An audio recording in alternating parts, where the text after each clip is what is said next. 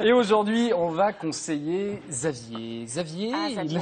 il a inventé un super accessoire, une version réutilisable de ce genre de gourde. Oui, vous connaissez ces gourdes pour enfants, là, c'est génial. Oh oui, pour adultes aussi. Avec des compotes dedans. Oui, Gérard en prend aussi pas mal. Et ben ça, c'est génial. Des gourdes et des compotes. Sauf que, le problème, c'est qu'après, vous jetez énormément. Eh oui. Et bien, Xavier, il a eu une idée intelligente, c'est de faire des gourdes comme ça, mais réutilisables. Le problème, c'est qu'il ne sait pas du tout comment protéger son invention. Alors, Léa Benet s'est rendue chez lui à Perpignan.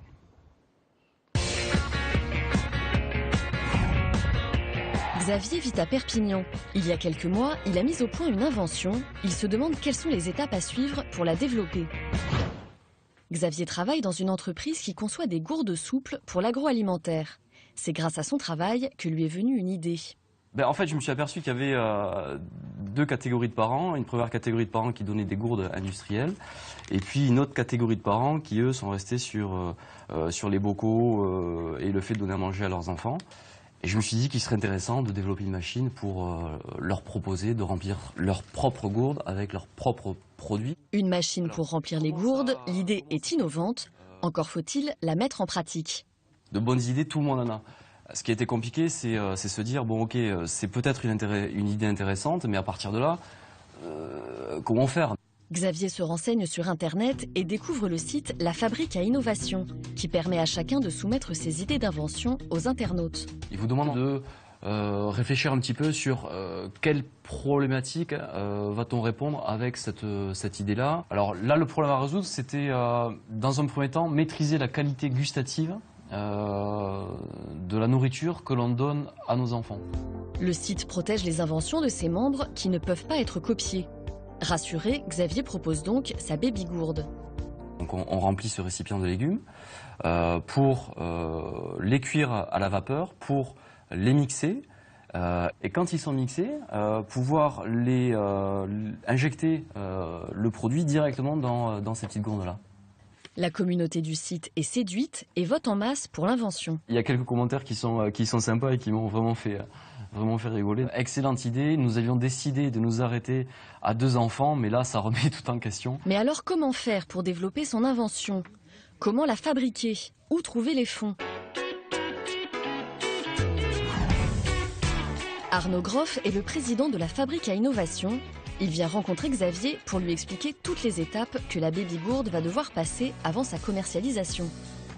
Le principe de la Fabrique à Innovation, c'est que ce sont les internautes qui choisissent. Notre inventeur en live. C'est ça. Bon, écoutez, on va regarder un petit peu votre idée. Ouais. Premièrement, que l'idée soit retenue valide qu'il y a un besoin. Un sondage est d'abord réalisé pour définir le public cible du produit. Typiquement sur votre projet, on voit qu'il y a 3 grandes catégories de besoins. Les enfants à l'école, les sportifs ou les gens hyperactifs qui le midi n'ont pas le temps de déjeuner. Il faut qu'on arrive à préciser ces choses-là. L'intérêt pour les internautes, si le produit fonctionne, ils toucheront un pourcentage sur les ventes. Vient ensuite le travail sur le design. Celui proposé par Xavier n'est qu'une ébauche. L'idée, c'est de pouvoir trouver une forme, une ergonomie, des couleurs qui nous assurent le fait que lorsqu'on produira ce produit, les gens comprendront rapidement comment l'utiliser. Là encore, la communauté du site est mise à contribution. Ils nous proposent des designs en disant, bah voilà, moi je le ferai comme ça, avec telle couleur, et ainsi de suite. Et l'ensemble des internautes, qui n'ont pas forcément à dessiner, votent. Une fois les avis clos, les designers du site choisiront avec Xavier la meilleure proposition. Troisième étape cruciale, trouver un nom à l'invention.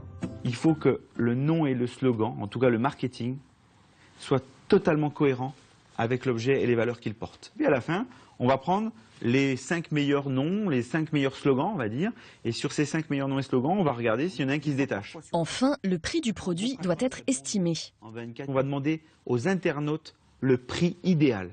Quel est le prix trop cher, le prix le plus bas et le prix idéal. Et là, attention, si le prix qu'ils nous proposent est complètement en décalage par rapport au design qu'on avait choisi, alors on se donnera peut-être le droit de remodifier le produit et non l'inverse. Une fois le prix idéal défini, les internautes précommandent et payent l'invention. Une façon de réunir l'argent pour sa fabrication. Au final, si la baby gourde est mise en vente dans le commerce, le site percevra 50% de tous les bénéfices. En résumé, une fois votre projet accepté, l'utilisation et la cible marketing doivent être bien définies. Il faut choisir un design